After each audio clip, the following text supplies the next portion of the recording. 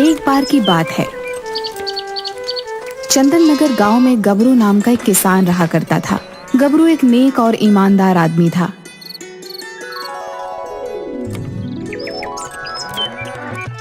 एक बार सुबह सुबह जब अपने खेत में जा रहा था, तभी उसे एक पटाखे के फटने की आवाज आई। अरे वाह, अभी दिवाली भी नहीं आई और पटाखे देखो अभी से लोग जलाने लग गए। सही है, अपने अपने शौक हैं सबके। तभी गबरू देखता है कि सारे गाय भैंस उसके खेतों में भाग रहे हैं और उन्होंने सारे खेत की फसल को कुचल दिया और सारी फसलें नष्ट कर दी। हे भगवान, ये क्या हो गया? अब क्या करूंगा मैं? इतनी मुश्किल से तो कर्ज मांग के इस बार की फसल बोई थी। अब वो पैसे कैसे लौटाऊंगा? अब क्या करूं? हे प्रभु, आप ही कोई रास्ता दिखाओ। तभी सामने से उन्हें भोला मस्ती आते हुए दिखाई देते हैं और वह अपनी जेब में पटाखे रखते हुए गबरू के खेत के सामने से गुजरने लगते हैं। तभी उन्हें देख गबरू बोलता है, ये पटाखे तुमने जलाए अभी थोड़ी देर पहले? हाँ भाई, क्यों, क्या हुआ? तुम्हें पता है तुम्हारी वजह से मेरे खेतों का ये हाल हुआ है। तुमने जो पटाखे जलाए थे उन्हीं की वजह से ये सारे जानवर डर गए और इस तरह मेरे खेतों की तरफ भागने लगे। अरे कहीं का कहीं जोड़ रहे हो यार। ऐसा कैसे? तुम कैसे कह सकते हो कि ये सब हमारी वजह से हुआ है? हद है भाई। ज्यादा शरीफ बनने की कोशिश मत करो, समझे? मैं सब जानता हूँ, समझे? तभी वहाँ गांव का मुखिया पहुँचता है। अरे क्या हुआ गबरू, क्या बात हो गई भाई? आज क्यों भड़क रहे हो इतना इन दोनों पे? ऐसा भी क्या कर दिया इन्होंने? अरे मुखिया जी, अब आप ही मेरी मदद कीजिए। ये देखिए कितना नुकसान हो गया है मेरा। अरे बात क्या है, बताओगे भी?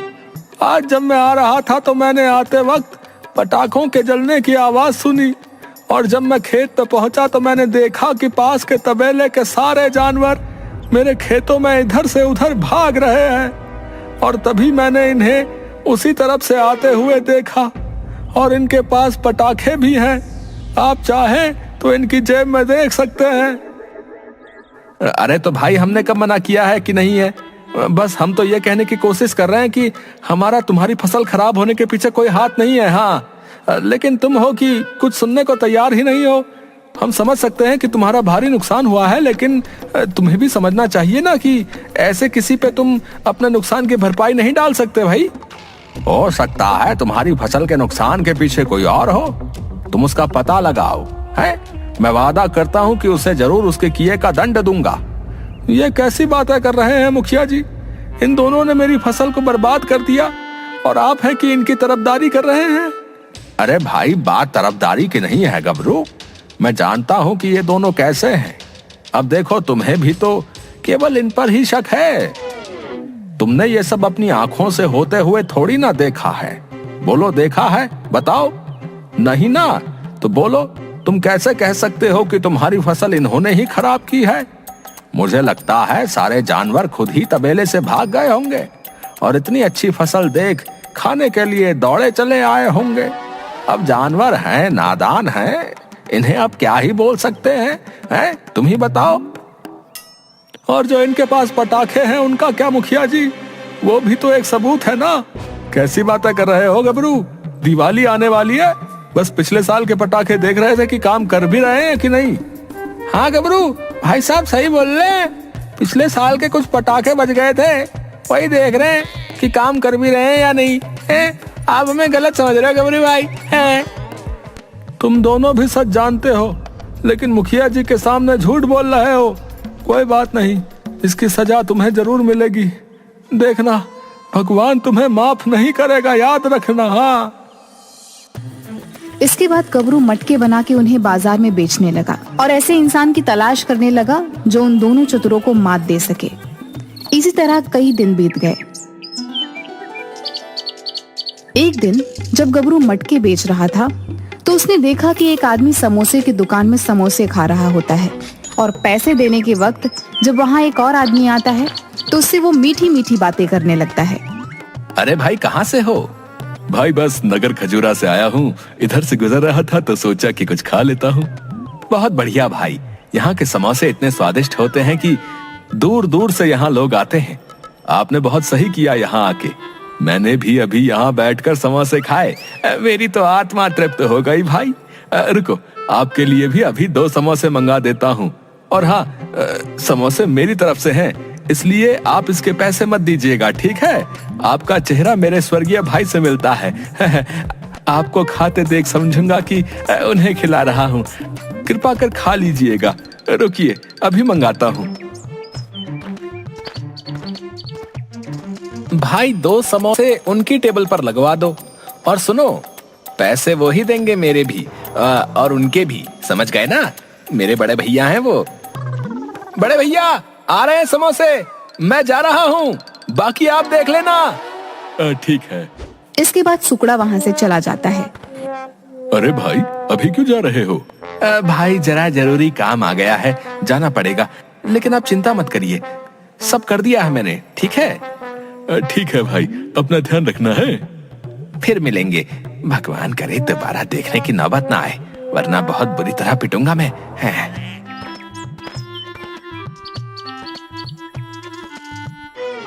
आखिरकार मुझे मिल ही गया लोहा। अब यही लोहा उस लोहे को काटेगा। अरे भाई रुको, अरे रुको तो। अरे भाई रुको तो, कहाँ भागे जा रहे हो? क्या हुआ भाई? हो कौन?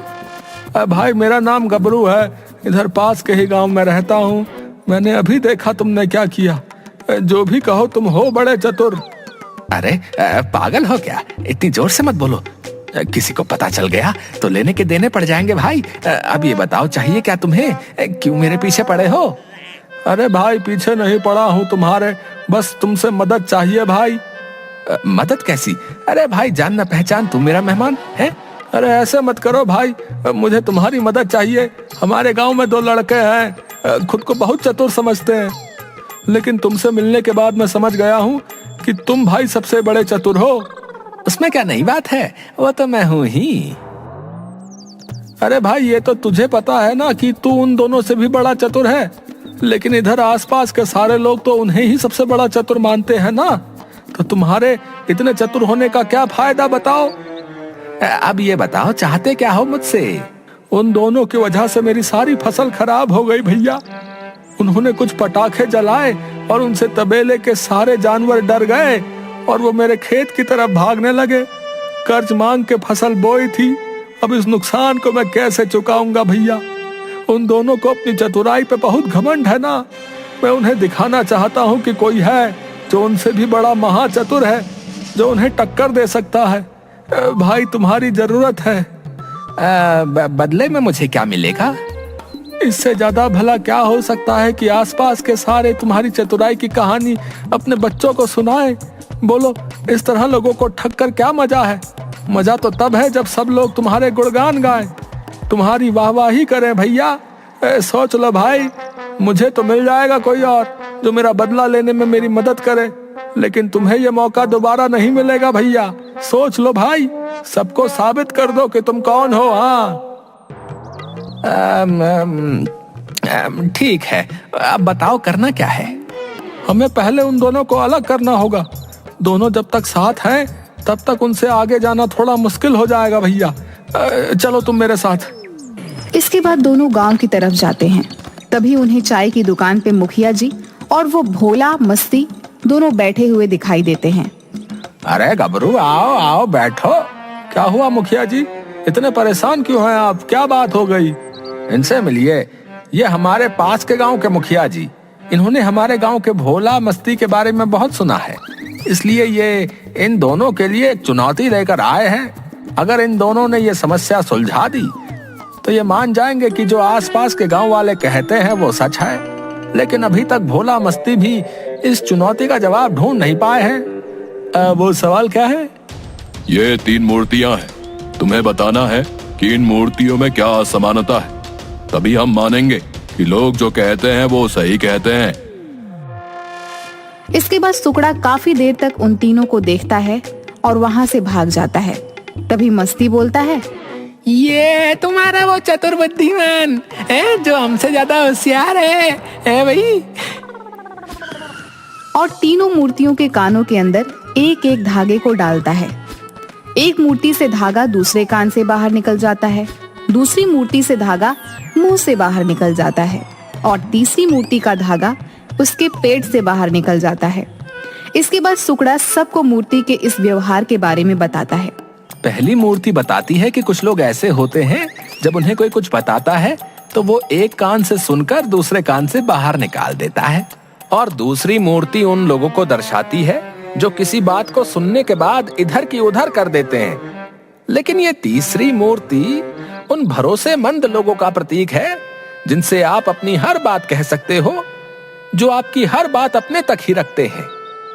वाह भाई वाह, मान गए भैया, मान गए।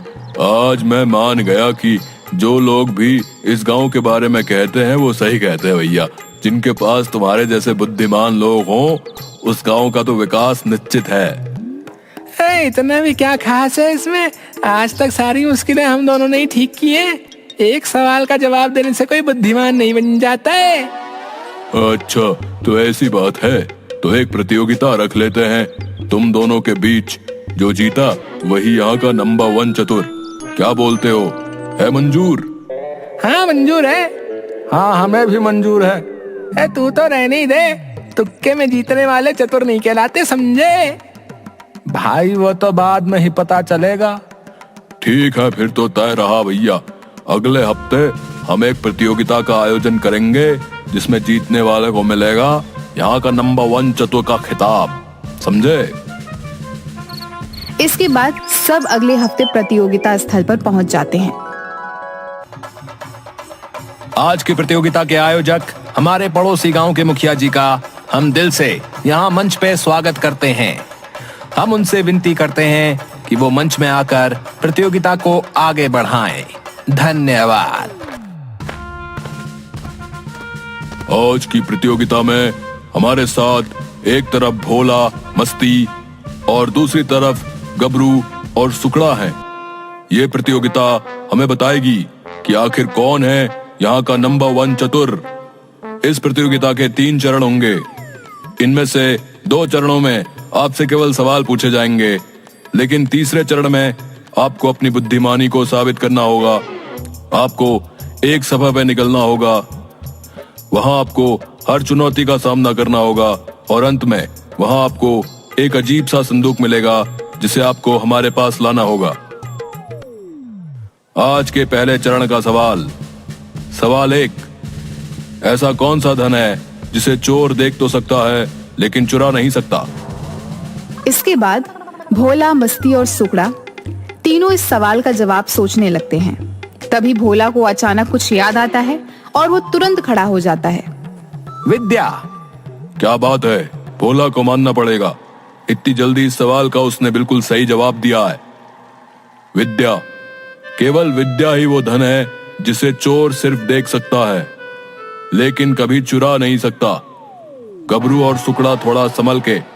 भोला, मस्ती अब तुमसे 0-1 से आगे है।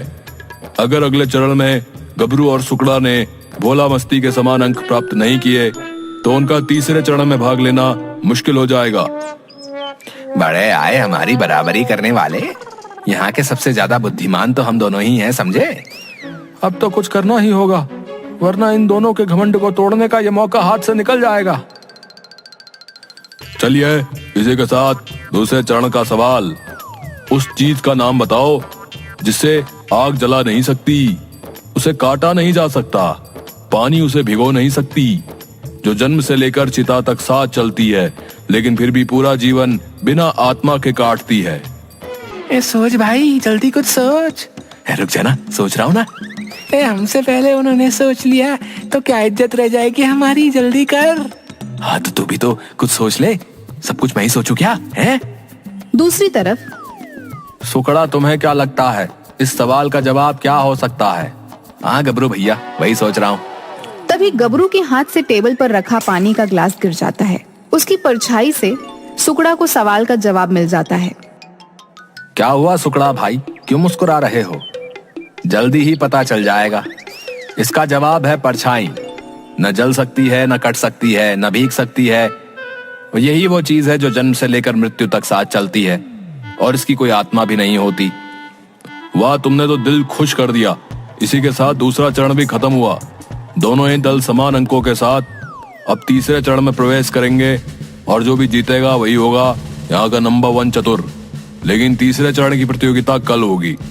कल सुबह गांव की पुरानी वाली गुफा में पहुंच जाइएगा। इसके बाद सभी अपने घर चले जाते हैं।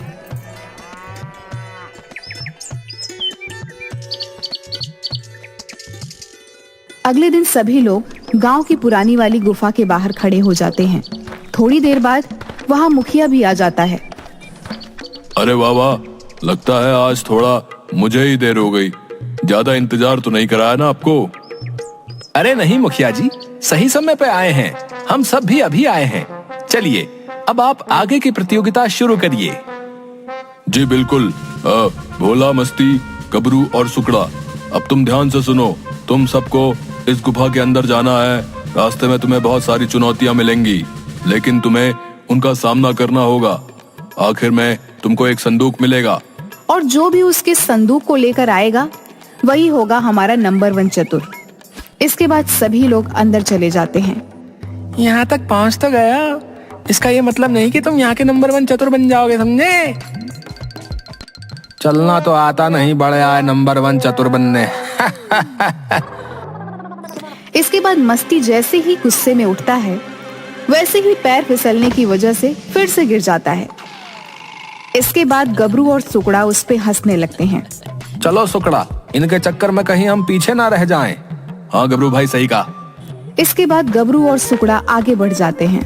अचानक उनका पैर एक निशान पर पड़ता है और ऊपर से एक जाल गिरता है। वो दोनों उस जाल में उल्टे लटक जाते हैं। तभी पीछे से भोला मस्ती चल के आ रहे होते हैं। वाह, कोई हमें कह रहा था कि हमें तो चलना भी नहीं आता, लेकिन मुझे लगता है उन लोगों ने खुद को नहीं देखा। सही कहा तूने बोला। इसके बाद जैसे ही भोला मस्ती आगे कदम बढ़ाते हैं वो भी एक जाल में कैद होकर ऊपर लटक जाते हैं।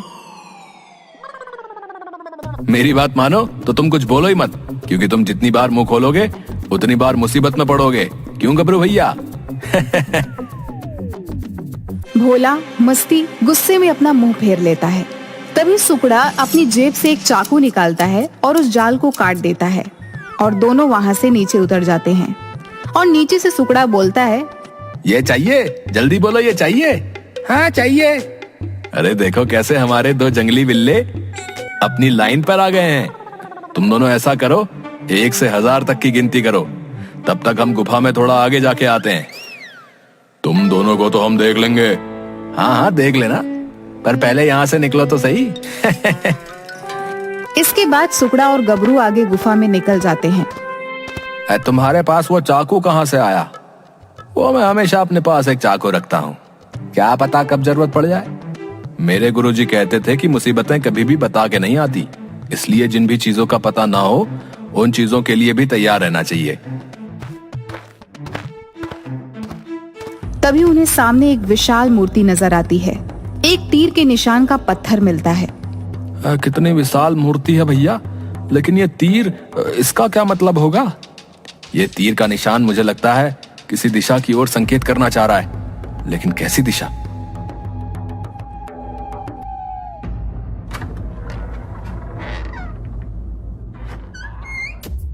चलो सुकड़ा भैया, देखते हैं ये रास्ता कहाँ जाता है।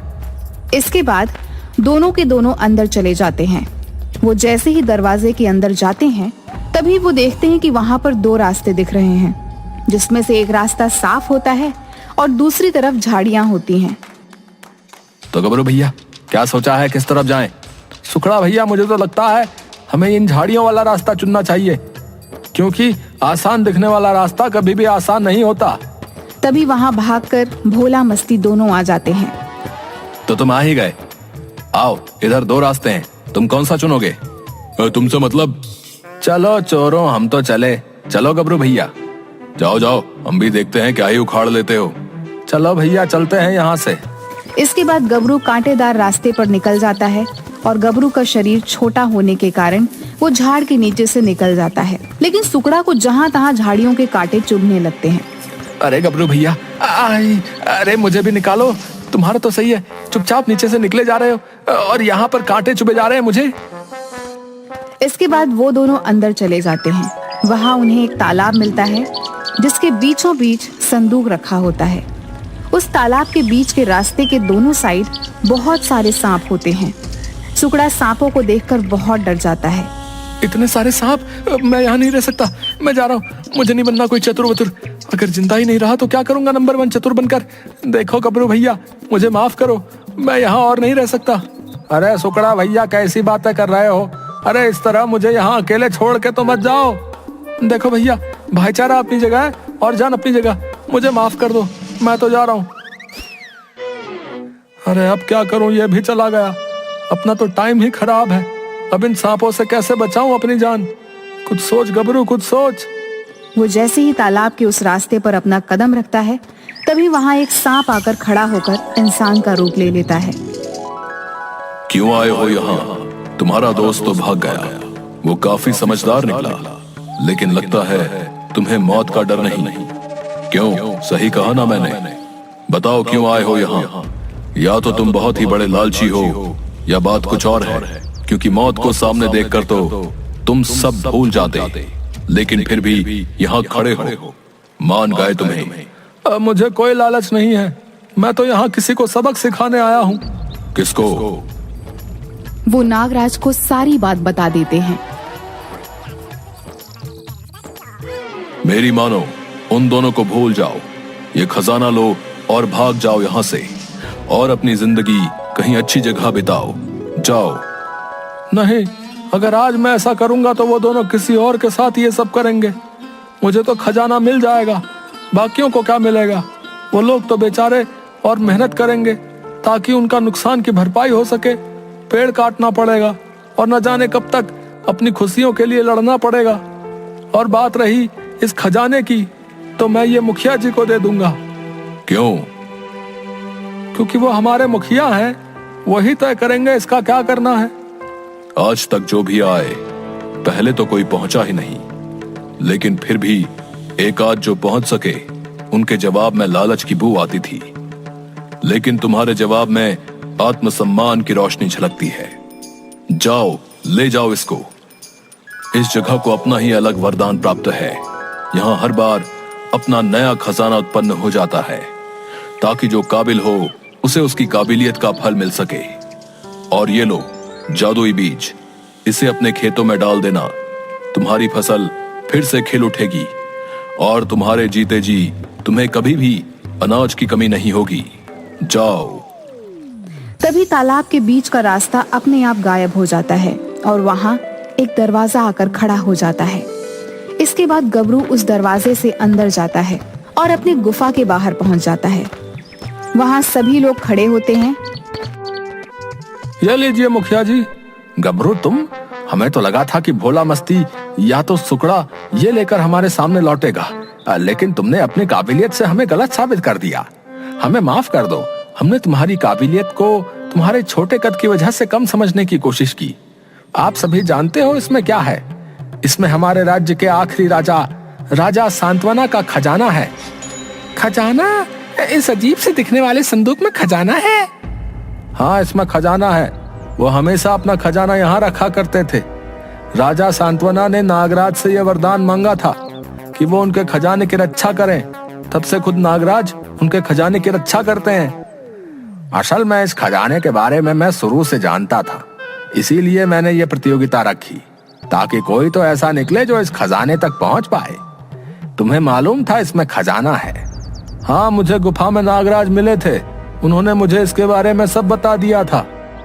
तुम फिर इसे लेकर भागे क्यों नहीं? क्योंकि मैं भोला मस्ती को सबक सिखाना चाहता था। इन्होंने जो मेरे साथ किया था उसका सबक, ताकि ये आगे से किसी के साथ वो सब ना करें जो इन्होंने मेरे साथ किया था। कुछ भी बोलना बंद करो, समझे? शांत हो जाओ। हम दोनों को माफ कर दो। गबरू, हमें माफ कर दो। हमने तुम्हारे साथ गलत किया। उस दिन हम ही पटाखे जला रहे थे, जिसकी वजह से तबेले के जानवर डर गए और तुम्हारे खेतों को उन्होंने पूरी तरह से कुचल दिया। हमें लगा अगर हम मान लेंगे तो सब हमें जो इज्जत देते हैं वो कम हो जाएगी, इसीलिए हमने अपनी गलती नहीं मानी। चलो कोई बात नहीं, तुम्हें अपनी गलती का एहसास है, यही काफी है। यह खजाना गांव वालों के विकास में लगाया जाएगा और गबरू का जितना भी नुकसान हुआ है उसकी भरपाई हम स्वयं अपने धन से करेंगे। पर एक बात तो कहनी पड़ेगी, इस गांव का क्या, आसपास के सभी गांव का नंबर 1 चतुर हमारा गबरू है। क्यों भाइयों? प्रतियोगिता के साथ साथ उसने सभी के दिलों को भी जीत लिया। यही है हमारा नंबर 1 चतुर। हाँ। उसके बाद सभी लोग हंसने लगते हैं